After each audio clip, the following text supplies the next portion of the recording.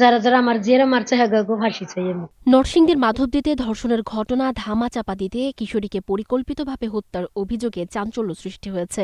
নিহতের মা ফাহিমা বেগম বাদী হয়ে থানায় মামলা করার পর শুক্রবার সকাল পর্যন্ত ৫ জনকে গ্রেপ্তার করেছে police. Police super Mohammad Abdullah Al Faruk জানান, ৯ আসামির মধ্যে বাকি অভিযুক্তদের ধরতে জেলায় ও জেলার বাইরে অভিযান চলছে।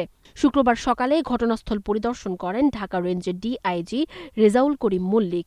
যারা সালিসিকারী ছিল তাদের তো আমরা গ্রেপ্তার করে ফেলছি, তাই না?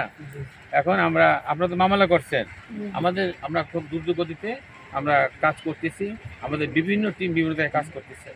ইনশাল্লাহ আমরা খুব তাড়াতাড়ি আইনের আওতায় আসামি ধরতে পারবো। হ্যাঁ, তার আপনাদের যখন যে কাজ হয় এই কাজে আপনারা থানাকে জানাবেন। অভিযোগ রয়েছে, প্রায় ১৫ দিন আগে নুরার নেতৃত্বে কয়েকজন কিশোরীকে সংঘবদ্ধ ধর্ষণ করে। স্থানীয় এক সাবেক জনপ্রতিনিধি বিচার করার কথা বললেও তা ধামাচাপা দেওয়ার অভিযোগ ওঠে। পরবর্তীতে কিশোরীকে বাবার কাছ থেকে ছিনিয়ে নিয়ে গিয়ে পুনরায় নির্যাতনের পর হত্যা করে সরিষা ক্ষেতে ফেলে রাখা হয়। গ্রেপ্তারদের মধ্যে স্থানীয় এক রাজনৈতিক নেতা ও তার ছেলে রয়েছেন, তবে প্রধান অভিযুক্ত নুরা এখনও পলাতক। এ ঘটনায় এলাকায় চরম উত্তেজনা বিরাজ করছে।